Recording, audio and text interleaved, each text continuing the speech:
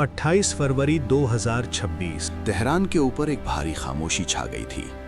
Radio पर संगीत बंद हो गया, टेलीविजन की स्क्रीन पर सिर्फ एक काली पट्टी और फिर एक घोषणा जिसने पूरी दुनिया को रोक दिया। Ayatollah Ali Khamenei, Islamic Republic of Iran के सर्वोच्च नेता, अब इस दुनिया में नहीं रहे। 86 साल की उम्र में एक ऐसे इंसान ने आखिरी सांस ली जिसने 3 दशकों से ज्यादा समय तक एक पूरे देश की किस्मत अपनी मुट्ठी में रखी, जिसने अमेरिका को चुनौती दी, इजराइल को ललकारा और मध्य पूर्व की राजनीति को अपनी शर्तों पर खेला। लेकिन ये कहानी सिर्फ एक मौत की नहीं है, ये कहानी है उस सफर की जो एक छोटे से शहर मशहद की गलियों से शुरू हुई और दुनिया के सबसे ताकतवर धार्मिक नेताओं में से एक के रूप में खत्म हुई। 19 अप्रैल 1939 ईरान का शहर मशहद। एक मध्यम वर्गीय धार्मिक परिवार में एक बच्चे ने जन्म लिया, सैयद अली हुसैनी खामेनेई। पिता एक मौलवी थे। घर में कुरान की आयतें गूंजती थी। बचपन से ही इस लड़के की आंखों में कुछ अलग था, एक जिज्ञासा, एक जिद, एक आग। कम उम्र में ही उन्होंने इस्लामी शिक्षा की ओर कदम बढ़ाए। मशहद और फिर नजफ और कुम के धार्मिक केंद्रों में उन्होंने तालीम हासिल की। लेकिन उनकी पढ़ाई सिर्फ किताबों तक सीमित नहीं थी। वो समझना चाहते थे इस्लाम और राजनीति का रिश्ता, धर्म और सत्ता का संगम। और इसी सोच ने उन्हें एक ऐसे इंसान की तरफ खींचा जिसने ईरान की तस्वीर ही बदल दी, आयतुल्लाह रूहुल्लाह खुमैनी। 1960 का दशक। ईरान में शाह मोहम्मद रजा पहलवी की हुकूमत थी। शाह की सत्ता थी, सवाक की खुफिया पुलिस थी, अमेरिका का समर्थन था। लेकिन मस्जिदों में, बाजारों में, गलियों में एक बगावत सुलग रही थी। युवा खामेनेई इस बगावत का हिस्सा बन गए। खुमैनी के विचारों से प्रेरित होकर उन्होंने राजनीतिक गतिविधियों में हिस्सा लिया और जो होना था वो हुआ। उन्हें गिरफ्तार किया गया। 1 बार नहीं, 2 बार नहीं, 6 बार। सवाक की जेलें, यातनाएं, निर्वासन, ये सब खामेनेई ने झेला। लेकिन हर बार जब वो जेल से बाहर निकले तो और सख्त होकर निकले, और भी दृढ़, और भी क्रांतिकारी। ये वो दौर था जब एक इंसान की आत्मा तप रही थी, जब एक नेता गढ़ा जा रहा था।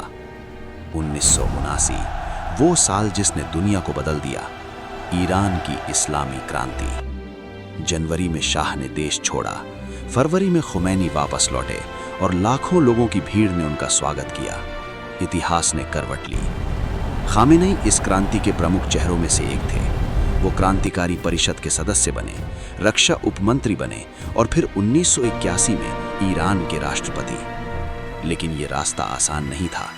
1981 में तेहरान में एक बम धमाका हुआ। उस धमाके में खामेनेई गंभीर रूप से घायल हो गए। उनका दाहिना हाथ हमेशा के लिए अपंग हो गया, लेकिन वो बचे। और शायद उस दिन के बाद से उन्होंने तय कर लिया कि मौत उन्हें तब तक नहीं आएगी जब तक उनका काम पूरा नहीं हो जाता। 1980 से 1988 ईरान इराक युद्ध। 8 साल, लाखों जाने, और खामेनेई राष्ट्रपति के रूप में इस भयानक युद्ध के बीच खड़े रहे। इराक के सद्दाम हुसैन ने ईरान पर हमला किया था। पश्चिमी देश इराक का साथ दे रहे थे। रासायनिक हथियार इस्तेमाल हो रहे थे। फिर भी ईरान डटा रहा। ये युद्ध खामेनेई की राजनीतिक सोच को और पुख्ता करता गया। उन्होंने सीखा, पश्चिम पर कभी भरोसा नहीं करना, अमेरिका पर कभी निर्भर नहीं रहना, ईरान को अपने दम पर खड़ा होना होगा। ये सबक उन्होंने जिंदगी भर नहीं भूला। और फिर आया वो दिन जिसने सब कुछ बदल दिया।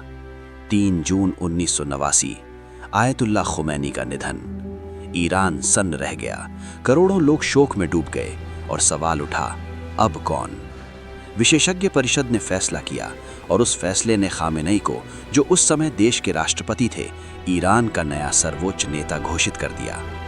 ये फैसला कई लोगों को चौंकाने वाला था। खामेनेई उस वक्त आयतुल्लाह के सर्वोच्च धार्मिक स्तर तक नहीं पहुंचे थे। कुछ धार्मिक विद्वानों ने सवाल उठाए, लेकिन राजनीतिक जरूरत ने धार्मिक मानदंडों को पीछे ढकेल दिया और अली खामेनेई 50 साल की उम्र में दुनिया के सबसे बड़े शिया मुस्लिम देश के सर्वोच्च नेता बन गए। सत्ता का बोझ अलग होता है और खामेनेई ने ये जल्दी समझ लिया। उनके सामने चुनौतियां थीं, अर्थव्यवस्था बर्बाद थी, युद्ध का घाव ताज़ा था, अंतर्राष्ट्रीय प्रतिबंध थे। लेकिन उन्होंने धीरे धीरे अपनी पकड़ मजबूत की। उन्होंने ईरान की फौज, रेवोल्यूशनरी गार्ड्स, न्यायपालिका और मीडिया पर अपना नियंत्रण स्थापित किया। सत्ता के हर केंद्र में उनके वफादार लोग बैठ गए। वो एक ऐसे नेता थे जो कैमरे से दूर रहते थे, भाषण कम देते थे, लेकिन हर बड़े फैसले में उनकी परछाई दिखती थी। उन्होंने राष्ट्रपतियों को आते जाते देखा, रफसांजी, खातमी, अहमदीनेजाद, लेकिन खामेनेई की असली पहचान बनी अमेरिका के खिलाफ उनके अडिग रुख से। 1979 की क्रांति के बाद से ईरान और अमेरिका के रिश्ते टूटे हुए थे और खामेनेई ने इस दरार को कभी पाटने की कोशिश नहीं की, बल्कि इसे अपनी पहचान बना लिया। मर्ग बर अमेरिका यानी अमेरिका मुर्दाबाद, ये नारा ईरानी राजनीति का हिस्सा बन गया। 2015 में जब ईरान और पश्चिमी देशों के बीच परमाणु समझौता हुआ तो दुनिया ने सोचा शायद अब बातचीत का दौर आएगा, लेकिन 2018 में अमेरिका के राष्ट्रपति डोनाल्ड ट्रंप ने उस समझौते से हाथ खींच लिया। प्रतिबंध फिर लगे और खामेनेई ने कहा, हमने पश्चिम पर भरोसा करने की गलती की थी। ये उनके लिए एक और सबक था और उन्होंने उसे जनता के सामने बेबाकी से कहा। 2020 जनवरी की एक सुबह बगदाद के हवाई अड्डे के पास एक अमेरिकी ड्रोन हमले में ईरानी रेवोल्यूशनरी गार्ड के प्रमुख जनरल कासिम सुलेमानी मारे गए। तेहरान में जब ये खबर पहुंची, खामेनेई रो पड़े। ये एक दुर्लभ दृश्य था, एक ऐसे नेता के आंसू जिसने दशकों तक अपना चेहरा पत्थर की तरह रखा था। सुलेमानी सिर्फ एक जनरल नहीं थे, वो खामेनेई के सबसे भरोसेमंद हथियार थे। इराक, सीरिया, लेबनान, यमन, हर जगह ईरान का प्रभाव सुलेमानी के जरिए हुआ था। उनकी मौत के बाद खामेनेई ने कहा, बदला लिया जाएगा, और कुछ ही घंटों बाद ईरान ने अमेरिकी ठिकानों पर मिसाइलें दागी। ये एक संदेश था, एक चेतावनी और एक ऐलान कि खामेनेई झुकते नहीं। लेकिन इतिहास सिर्फ ताकत की कहानी नहीं होता है, वो इंसानी दर्द की भी कहानी होता है। खामेनेई के दौर में ईरान में भी बहुत कुछ हुआ जो दुनिया से छुपाया नहीं जा सका। 1999 में छात्रों का आंदोलन, 2009 में हरित क्रांति, जब लाखों लोगों ने चुनावी धांधली का आरोप लगाते हुए सड़कों पर उतरकर आवाज उठाई। 2019 में ईंधन की कीमतें बढ़ने पर हुए दंगे। 2022 में महसा अमीनी की मौत के बाद पूरे देश में उठी जन जिंदगी आज़ादी की लहर। हर बार जनता ने आवाज उठाई और हर बार उस आवाज को दबाया गया।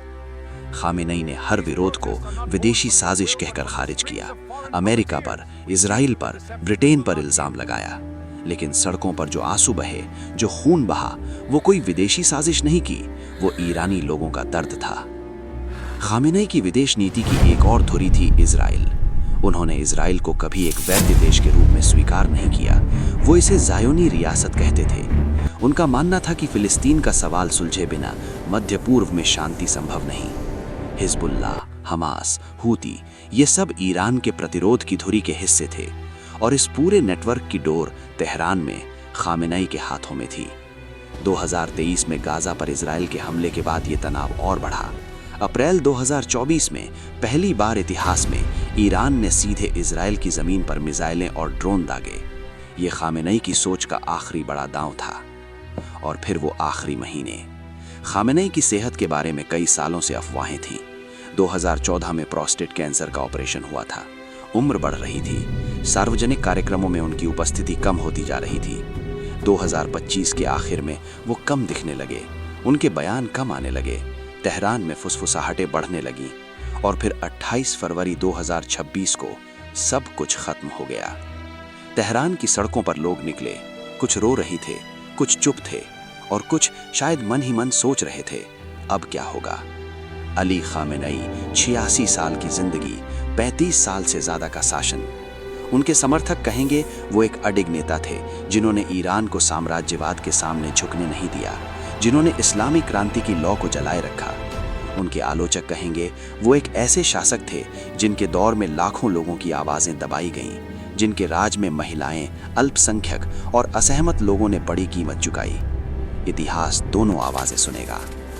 मध्य पूर्व अब एक नए दोराहे पर खड़ा है। ईरान के अंदर उत्तराधिकार का संकट, रेवोल्यूशनरी गार्ड्स, धार्मिक नेता और राजनीतिक गुट सब अपनी अपनी बिसात बिछा रहे हैं। क्षेत्र में एक शक्ति शून्य, हिजबुल्लाह, हूती, हमास सब अपने संरक्षक के जाने के बाद नई दिशा ढूंढ रहे हैं और दुनिया देख रही है, क्या ईरान बदलेगा?